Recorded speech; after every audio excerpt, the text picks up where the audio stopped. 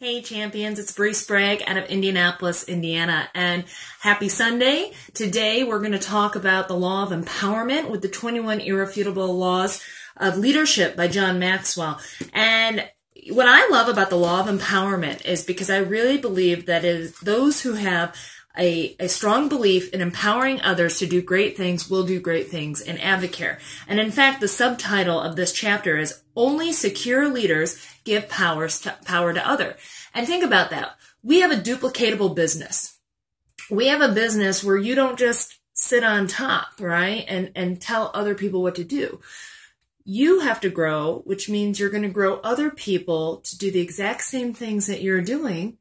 And they're going to be able to be, the own CEO of their own business because you're empowering them to do that, and you're able to get into their purpose.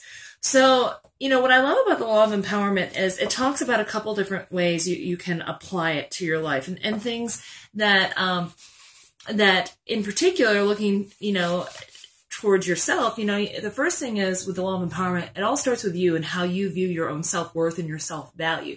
Because if you're not secure with who you are, you're not going to be able, and you don't feel like you have personal power, how can you help others establish their own personal power, right?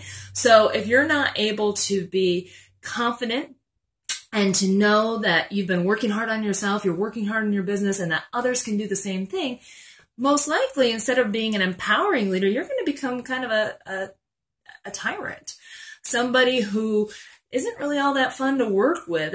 And what I've found in particular when you're trying to lead a volunteer army is this.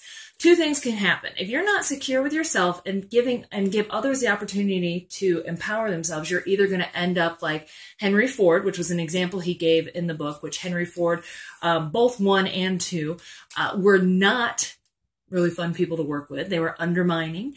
They were difficult.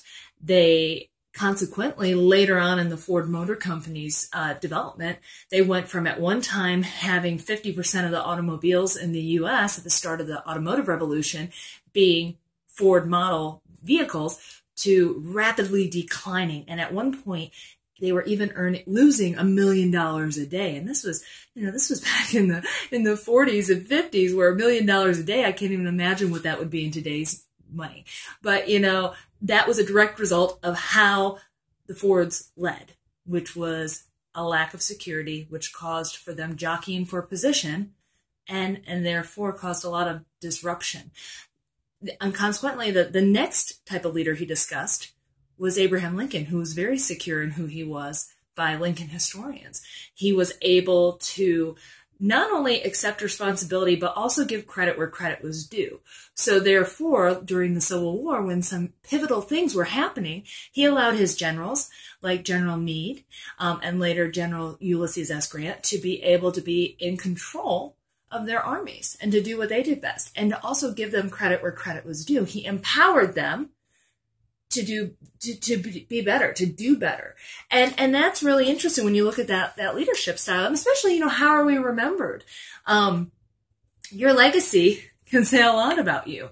And there are some leaders who don't end up having a reputation of being all that fun to work with in the world in general. Second thing with the law of empowerment in areas of your life, do you believe in people? Because we have a business that if you don't believe in people and you don't lift people up, you're going to have an organization that's struggling. And belief in people means, number one, that yes, you believe in yourself, you are secure and confident, but you encourage other people to grow and do more and watch videos like this and read books and encourage others to be the leader that they can be, right? So that belief in people, if you have a low belief in people, you're probably, not empowering a lot of people, right? You kind of got that iron fist ruling method. And the third thing, what's your natural inclination? Is your natural inclination to hold on to power, or is your natural inclination to, give it away and be selfless and help others grow and others to do better things and others to have more. And when you do that, what do we know? It's kind of like what Zig Ziglar says about, if you just help enough other people, you can have anything you want in life. So, what I would encourage you to do is obviously stay with the book, but empower somebody else in your organization today. Help somebody else realize that they too can go to the next level. And by helping somebody else, we all win. So have a great day, champions. Keep reading the book, and I look forward to all of your success.